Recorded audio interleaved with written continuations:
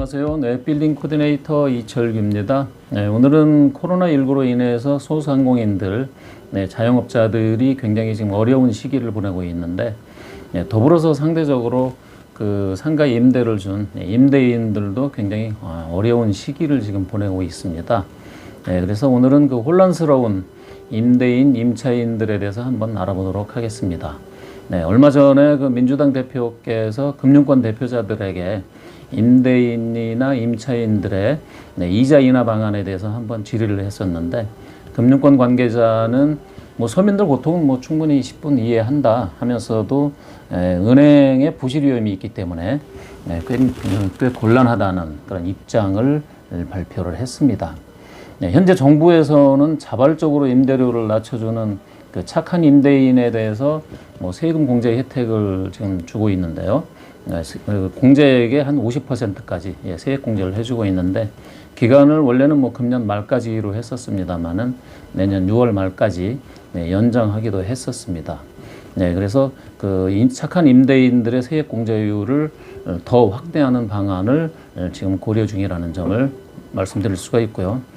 어떤 한 의원은 최근에 그 집합 금지 명령이 내려진 사업장의 경우에는 임대인이 임대료를 청구할 수 없도록 하는 그 임대료 멈춤법을 발의하기도 했습니다.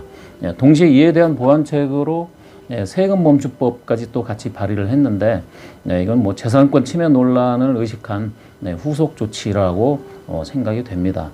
또 한 분은 매출액의 30% 이상이 감소한 사업장에 대해서 임대료를 30% 이상 감액하자는 그런 주장도 했었는데요.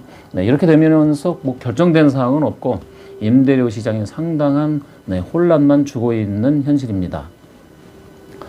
그래서 한편 여론조사 결과를 보면은 응답자의 한 49.3%, 거의 한 2명 중 1명은 임대료 멈춤이나 인하 방법에 대해서 정부가 나설 게 아니고 민간 자율에 맡겨야 한다는 이런 여론조사 결과가 나타나기도 했습니다.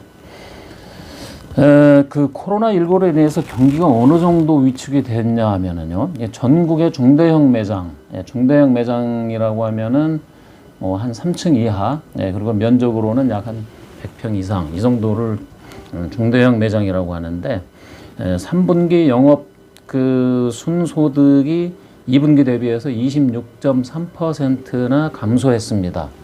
여기서 순영업소득은 그 임대소득에다가 기타 소득을 더해서 상가 영업 경비를 제외한 그런 소득을 얘기하는데, 서울 지역의 경우는 훨씬 더 많이 줄어들었습니다. 서울 그 명동이나 이태원 같은 경우에는 뭐 한 반 이상이 뭐 줄어들었다고 보는데요. 이렇게 그 임대료 인하를 강제로 하는 인하가 현실화가 되면은 그 은퇴한 생계형 상가 소유자들이 있습니다. 구분 상가를 분양받아서 운영하는 상가 소유자들이 벼랑 끝에 몰리게 되는데, 뭐 세금이나 이자 부담이 굉장히 커지게 되겠죠. 그래서 어떤 그 A씨의 경우에는 얼마 전에 구분 상가를 7억에 그 분양을 받았습니다. 임대료가 잘 나올 것 같아서. 자기 돈은 약 한 2억 6천만 원. 그리고 은행 대출을 7억 4천만 원 받아서 7억에 상가를 분양을 받아서 운영을 하고 있었습니다. 그래서 월 300만 원씩 꼬박꼬박 잘 나오기 때문에 임대료 걱정 없이 운영을 하고 있었습니다만은, 300만 원 중에서는 이제 또 이자 부담이나 세 부담을 빼고 나면은 약 한 135만 원의 소득이 되기 때문에 노후에 그래도 어느 정도 용돈이 되겠다 싶어서 투자를 했는데요. 최근에 이제 그 임대를 놓은 그 카페에서 3개월째 현재 지금 임대료가 들어오지 않고 있습니다. 이렇게 되면서 본인은 뭐 어떤 소득이 없는데도 불구하고 임대료가 들어오지 않기 때문에 이자 부담만 해도 이자가 한 달에 126만 원씩 나가고 있습니다. 그래서 거기에 더불어서 또 생계형 건물주들도 굉장히 큰 타격을 받고 있는데, 최근 가파르게 오르고 있는 그 공시지가 때문에 토지재산세, 그리고 건물재산세, 그리고 종합부동산세 같은 그 보유세 부담이 건물주들의 큰 그 발목을 잡고 있는 현실입니다. 이렇게 임차인인 자영업자, 소상공인들이 이 상황이 굉장히 악화되면서 상가 주인이나 건물주들의 고민도 다 함께 깊어지고 있는 요즘인데요. 소상공인들 10명 중에서 7명 정도가 최근에는 그 폐업을 준비하고 있다. 이렇게 생각하면서 이분들이 폐업을 하면은 뭐 당연히 공실로 이어집니다. 공실로 이어지면은 상가 주인들이나 건물주들의 소득도 뭐 굉장히 떨어지겠죠. 그래서 그럼 과연 코로나19로 인한 이런 그 사태에 어떤 해법이 있을까 해서 뭐 하소연할 때도 별로 없고, 그래서 같이 고통을 분담하는 의미에서 임차인들은 뭐 업종 전환을 또 심각하게 한번 고민을 해봐야 되고요. 그리고 또 임대인들은 뭐 지금보다는 오히려 그 임대료를 현실화시켜서 서로 상생하고 공존하는 이런 분위기를 만들면은 어떨까 해서 오늘은 한번 코로나19로 인한 피해 구제책은 아닙니다만은 임차인이나 임대인들의 그 속 깊은 고민에 대해서 한번 알아봤는데요.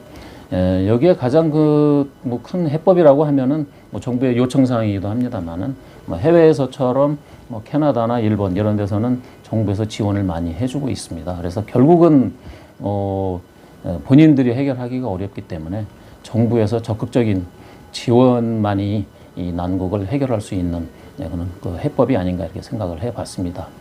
오늘은 코로나19로 인해서 피해 영향이 뭐 임차인뿐만이 아니고 건물주들, 상가 주인들에게까지 엄청난 파급 효과가 있다는 점에 대해서 한번 알아봤는데요. 이 불경기가 정말 빠르게는 내년 하반기까지 쭉 이어질 것 같습니다.